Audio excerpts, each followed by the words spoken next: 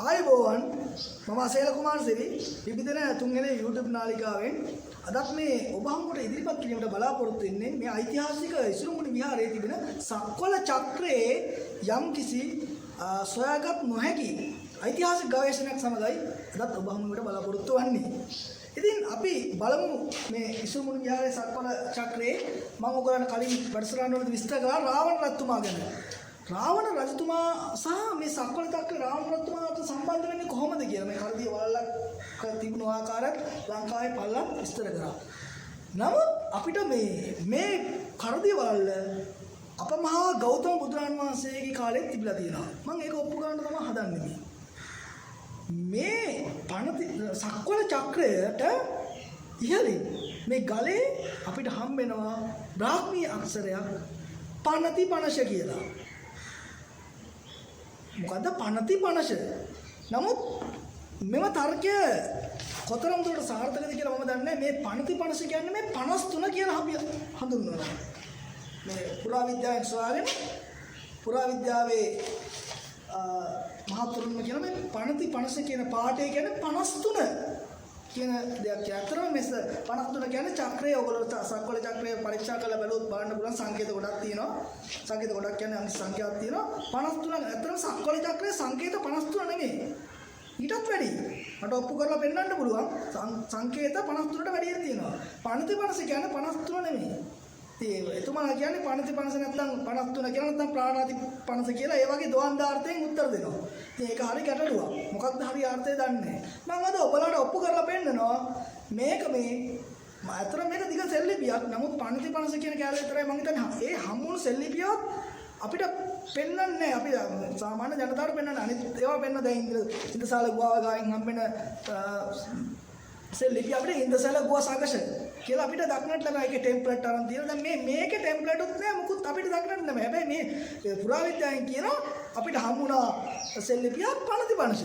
ඒක 53. ඒකේ අර්ථය ඉතින් ඒක මොනතරම් දුරට සාර්ථකද මොනතරම් දුරට අර්ථ ඉරේද කියන්නේ මම දන්නේ නැහැ. නමුත් ඒක නෙමෙයි අර්ථය. මගේ පුද්ගලික මතයක් මේක.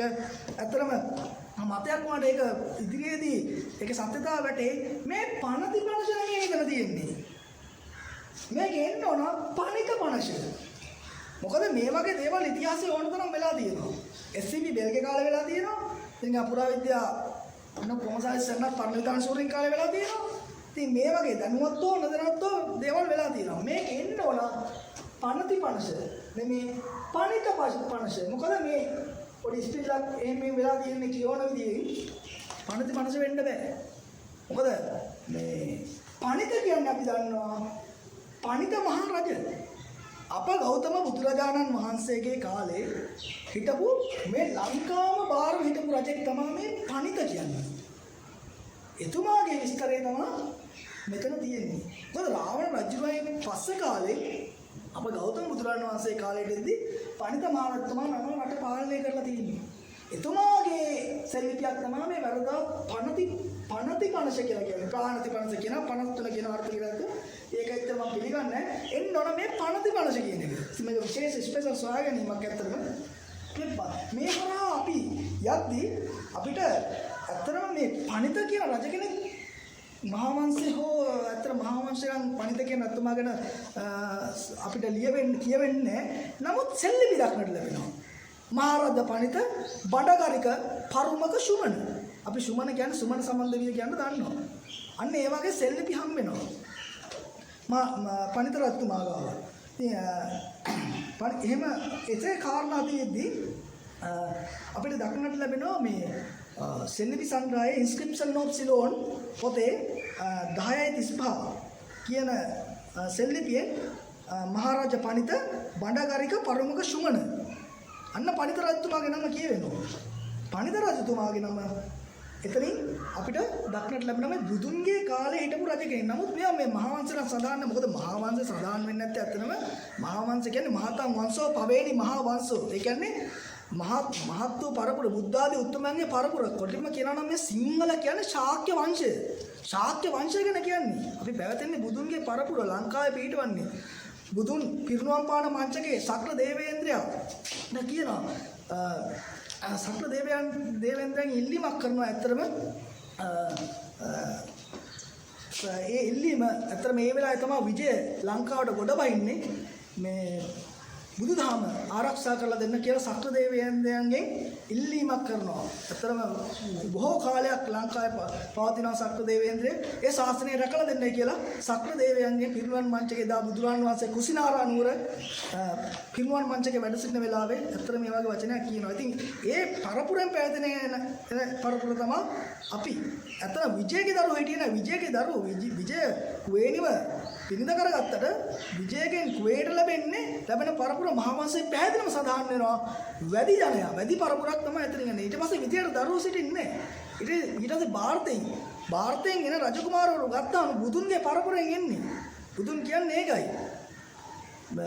සක්‍රදේවේන්ද්‍රයාට කියනවා අන්න විජය ගොඩ බහිනවා බුදුදහම ආරක්ෂා කරලා දෙන්න කියලා. ඉතින් මහාවංශයේ කරුණු එතරම් දුරට යන්නේ නැහැ. මොකද මට අවශ්‍ය වෙන්නේ මේ සක්වල චක්‍රේ පණිත පංශ ගැන අර්ථ විරහිත අර්ථ කොහොමද තියෙන්නේ අර්ථ විරහිත විදිහට තිබෙන අද කාලේ වෙන විට අතර මේ නියම සත්‍ය පෙන්වන්න තමයි හදන්නේ. ඉතින් තව පණිත මහරජතුමා ගැන තව දෙයක් කියනවා නම් පණිත සූත්‍රය බුදුන් දේශනා කරනවා මේ පණිත රජතුමාට පණිත සූත්‍රය කියන එක. ඒක රක්කදීප වංශයේ තමපත්ති වල දක්නට ලැබෙනවා මේ මහරජා පණිත රජතුමාට දේශනා කරපු සූත්‍රය පණිත සූත්‍රය.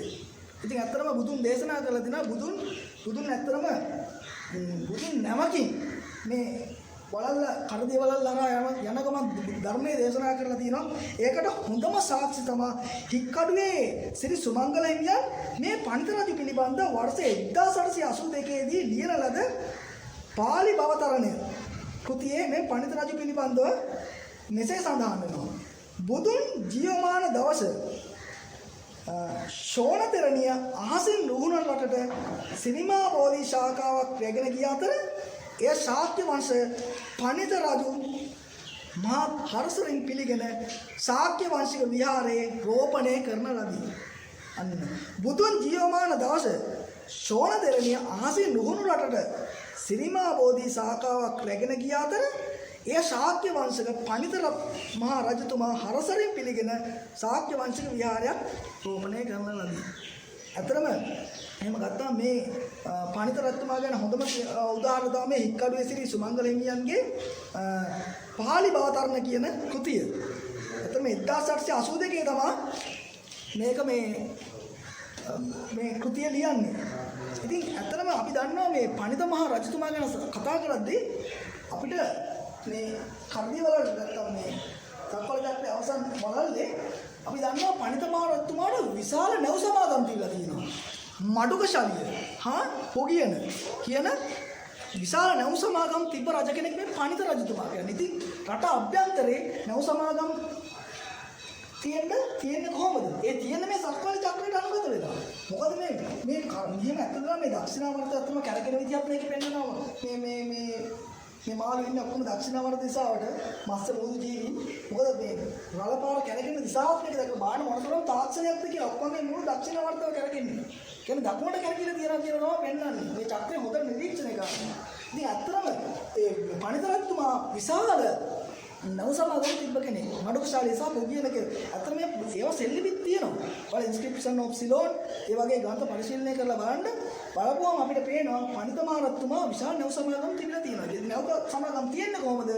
මොකද මේ රට අභ්‍යන්තරේ මුදු ගමන් මාර්ග කිලෝමීටර් 12.8ක් පළ දියාගා රාවණ කාලේ තිබිලා තියෙනවා. යොදුනක් පළ මේ දියොත් අදලා.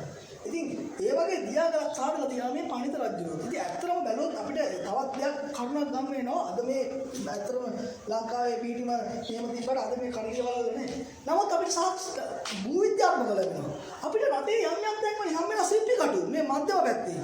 මේ උඩහින් එහෙම උතුරු පැත්තෙන් දකුණු පැත්තෙන් මධ්‍යම ශිල්පී කටු හම් වෙනවා. ඇයි මේ කරදී වල මුහුද තිබ්බ පාෂාණ තියෙනවා. මුහුදු හතු පොළවෙල ශිල්පී කටු ඒ වගේ මුදු අවශේෂ නෂ්ටාවශේෂ අපිට හම් වෙනවා.